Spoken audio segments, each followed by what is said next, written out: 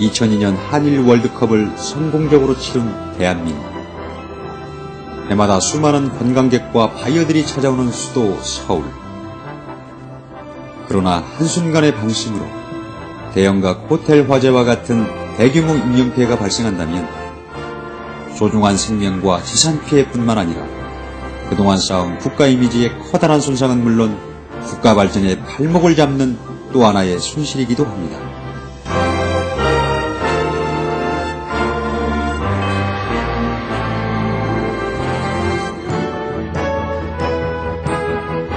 호텔은 생활 습성과 문화가 다른 불특정 다수인이 이용하게 됩니다. 대부분의 투숙객들은 비상구와 피난 계단에 대한 세심한 주의를 기울이지 않는 경우가 많습니다. 이러한 상황에서 화재가 발생하면 호텔 구조에 익숙하지 않은 투숙객들은 당황하게 되어 자칫 커다란 인명피해가 발생할 수 있습니다. 지난 한 해 호텔과 여관에서는 총 60건의 화재가 발생하여 사망 3명, 부상 13명의 인명피해를 가져왔습니다. 주요 원인은 전체 60건 중 34건이 전기시설에 의해 발생했으며 20%에 해당하는 12건은 투숙객들의 부주의로 발생하였습니다. 또한 호텔 개보수 작업 시 용접 불길에 의해 2건의 화재가 발생했습니다. 인명피해 주요 발생 원인은 화재 발생의 신속한 전파가 늦어져 피난 시기를 놓쳤을 때, 투숙객들이 비상구나 피난 경로를 잘 알지 못하거나 평소 비상구가 확보되지 않았을 때, 유독가스에 중독되거나 질식했을 때 많은 인명피해가 발생한 것으로 나타났습니다.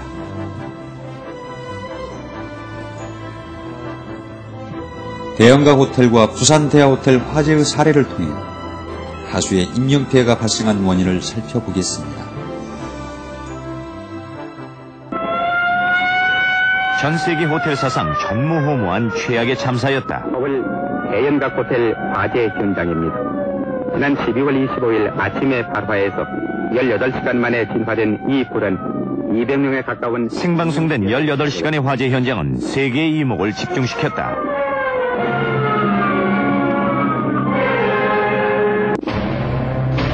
아침 10시 5분 1층 커피숍에서 솟아오른 불길은 삽시간에 21층 건물을 뒤덮었다.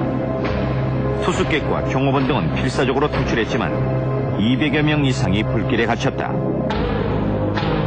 소방차가 출동했지만 당시 소방용 고가사다리는 7층까지밖에 닿지 않았다. 그 이상의 불길과 인명은 속수무책이었던 것이다. 사다리로 한 60, 70명이 전부 사다리 앞뒤를 타고 내려왔습니다. 사다리가 활마냥 꾸부정하게 휘일 정도였죠. 헬리콥터가 자꾸 맴돌고. 고층에 갇힌 사람들을 구하기 위해 육군 헬기까지 나섰다. 하지만 불길과 연기 때문에 건물에 접근하기조차 쉽지 않았다. 못하고 있습니다.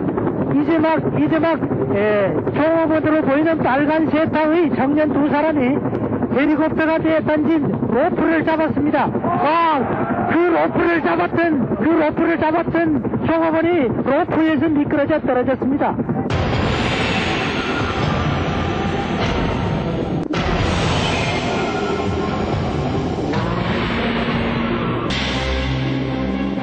그 아비규환 속에 침착히 구조를 기다리던 한 사람이 있었다. 그때 이목을 끌기 시작한 그 사람은 자유중국 외교관이었던 여선영 공사였다. 64살의 나이로 모포를 뒤집어 쓴 채 11층 자신의 방에서 10시간을 불길과 싸웠다. 여공사의 구조 여부는 이목을 집중시켰고 활을 들고 찾아온 사람들도 있었다. 하지만 궁사들의 시도는 실패로 끝났다. 이번엔 총에 로프를 매달아 다시 구조를 시도했다. 하지만 역시 실패였다.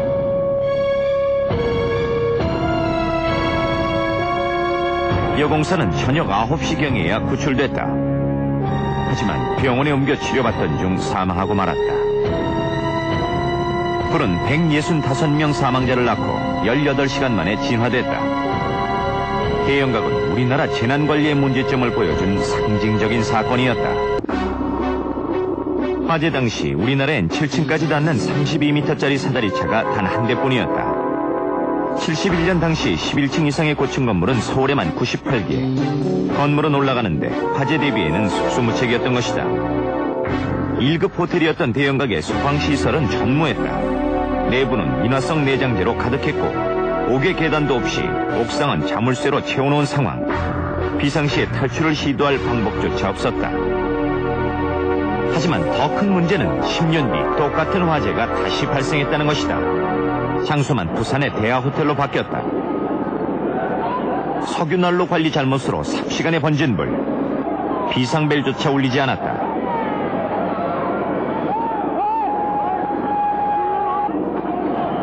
잠들어 있던 투숙객들은 불길에 갇힌 후에야 필사의 탈출을 시도했다. 하지만 자체 소방시설도 없이 방화벽까지 뜯어가며 불법 확장한 호텔 내부는 그대로 불구덩이가 돼 타올랐던 것이다.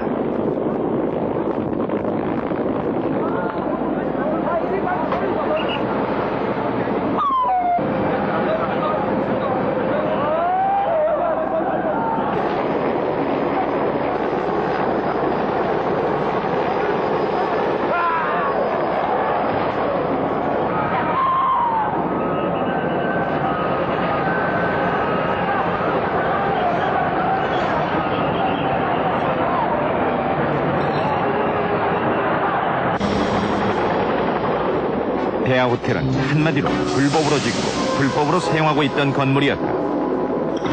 인화성 내장재로 화려하게 치장해놓고 화재 경보기나 자동 소화시설 등 일체의 소방시설은 하지 않았다. 소방도로도 없어 고가 소방사다리차가 출동했지만 건물에 접근할 수가 없었다.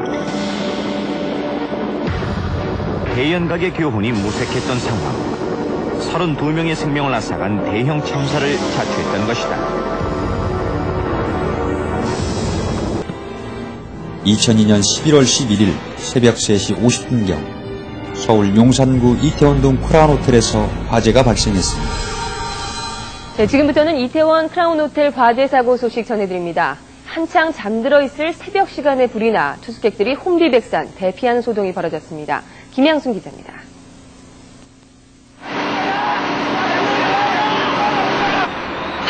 도심 호텔 객실에서 짙은 연기가 뿜어져 나옵니다. 공포에 질린 투숙객들이 창문을 열고 옷가지를 흔들며 애타게 구조를 호소합니다. 다급한 나머지 뛰어내린 사람도 있습니다. 오늘 새벽 3시 반쯤 불은 302호실에서 났습니다. 객실로 스며든 연기에 잠자던 투숙객들이 놀라 깨면서 호텔은 삽시간에 아수라장으로 변했습니다. 7개 층의 복도마다 대피하는 사람들로 국세통을 이뤘습니다. 대충 입고 나오려고 할 때는 그때는 이미 밖에 연기가 너무 자욱해가지고 나올 수 없는 상황이고. A lot of people yelling. Some people jumped from the third floor. 설상가상으로 전기까지 나갔습니다. 어둠 속에서 공포에 떨면서 비상구를 찾아 헤매야 했습니다. 연기 때문에 한 치 앞도 분간할 수 없었지만 구조 작업은 침착하게 진행됐습니다.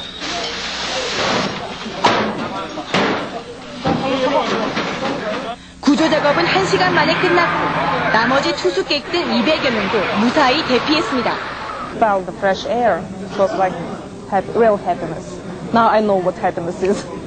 그러나 투숙객 15명이 다쳤고 이 가운데 외국인 2명은 중태입니다. KBS 뉴스 김양순입니다. 이날 3층 302호에서 최초 발화된 화재는 긴급 출동한 소방대의 신속한 진압과 인명구조 활동으로 4시 18분경 커다란 인명피해 없이 진화되었습니다. 그러나 화재 당시 120개의 객실에 무려 130여 명이 투숙한 것으로 나타나 자칫 엄청난 대형 참사의 위기를 맞을 뻔했습니다.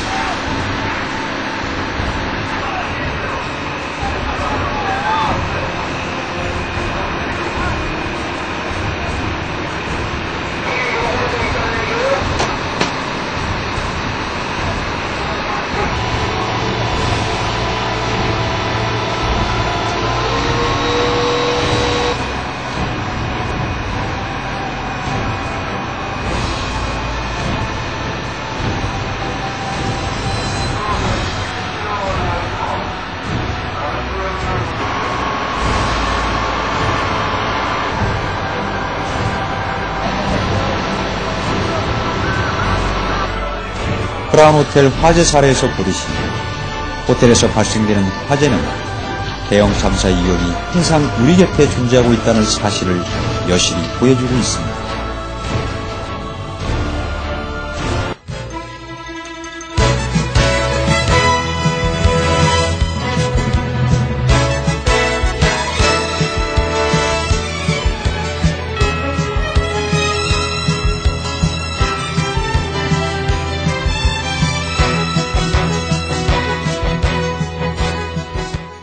안전한 서울을 더욱 견고히 지키기 위해 혼신의 노력을 다하는 서울소방 방재범.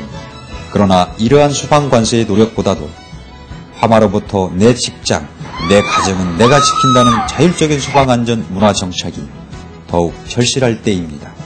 경영진의 소방안전에 대한 진지한 관심을 시작으로 우리 모두의 철저한 예방과 점검만이 호텔 화재의 위험으로부터 벗어날 수 있습니다.